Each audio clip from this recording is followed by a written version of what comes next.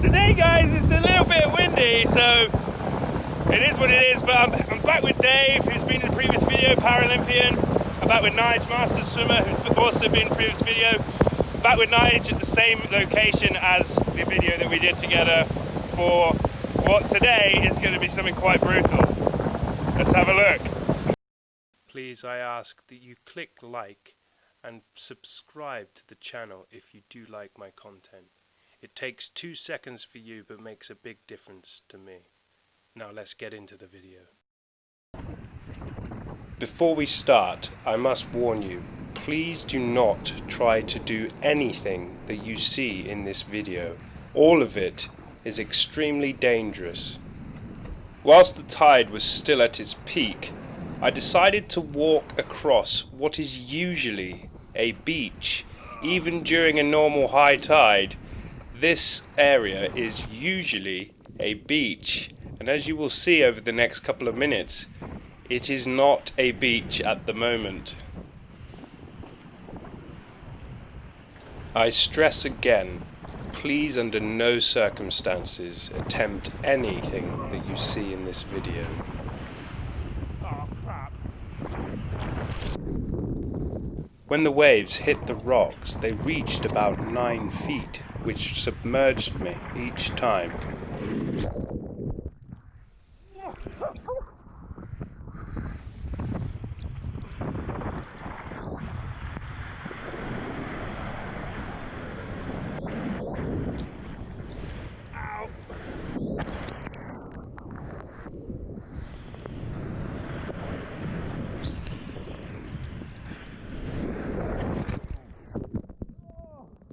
Listen carefully because I'm about to explain the conditions that we have today.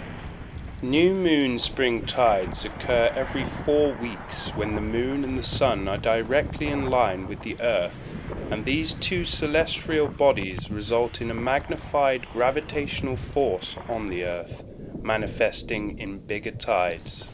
As the moon's orbit around the earth is also elliptical, there are certain times of the year that coincide with the moon being nearer the earth.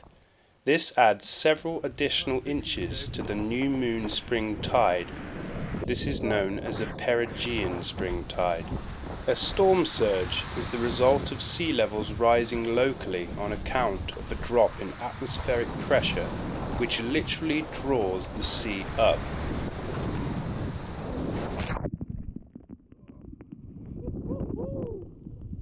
The sea can rise anything between 1 to 3 meters. Combined with the Perigean spring tide, the effects on coastlines and low-lying areas can be dramatic. Today, we also had the effects of Storm Ellen. So an expected 4-meter spring tide without the storm became a 6-meter high tide as a result of Storm Ellen. At this point, I had made it from one side of the beach to the other, and you can see that there is a part of the beach here that still remains. If you are wondering why the sea is brown, it is because of the constant erosion of sand off of the rocks, as you can see here. When there is a large storm or heavy rain, the sand is constantly eroded off these rocks and makes the water brown. It isn't sewage, if you were worrying. Whilst the tide was still high, we had to make it safe to swim in the estuary. So I went in and fished out all the debris, of which there was quite a bit. After I had fished out all the debris, I decided to mess around in some of the waves, which obviously I lost. Then stupidly, if you watch, I take my goggles off and put them on my head, and they got washed off. That was the last I ever saw those goggles. If you were wondering what the sea looked like when you were swimming through it, this is what you could see.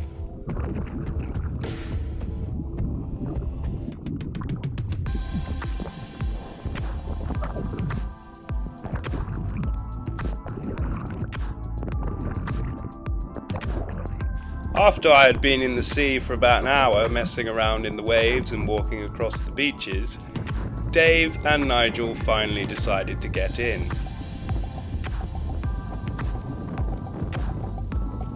As the estuary was so fast and so powerful, we only managed a few attempts each.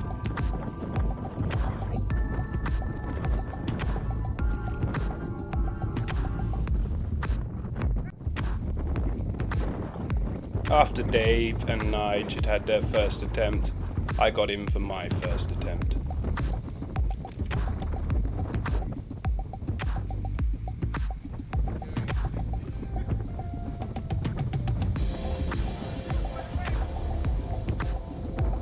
When the water was running at its fastest, I decided to jump in for my final attempt, where I absolutely had to give it full beans just to stay stationary.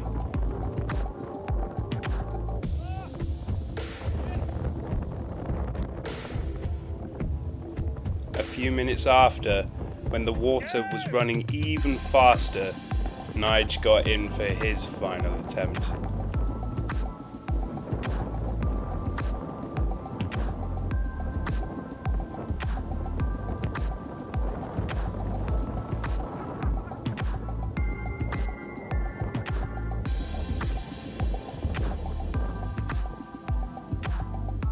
And of course, as tradition takes it, you always have to swim downstream too.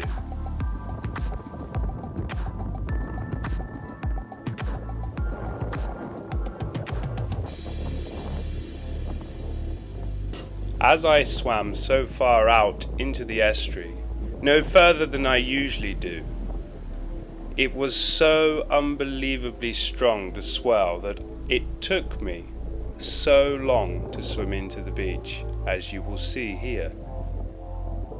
I have been a swimmer all my life, and it took me this long, whilst wearing fins, to reach the beach. So please, do not try this under any circumstances. There is danger to life, and the risk-reward ratio isn't worth it. If you watched the previous video where we visited this location, you will have seen this footage, and you will see how the beach is formed on the opposite side of the estuary. A couple of days after the Storm Ellen, Nigel visited the beach again, and you can see the estuary and the beach have been completely reformed. Post-session, back in the car because of obviously all the wind. How was it, guys? That was brutal. I've been made to feel very insignificant. Yeah. I think that was a little bit too much today. Too strong for any sort of real fun swimming, and lessons learned, to say Too the murky least. to know where you're going. Yeah. Yeah. Definitely 1-0 to the sea.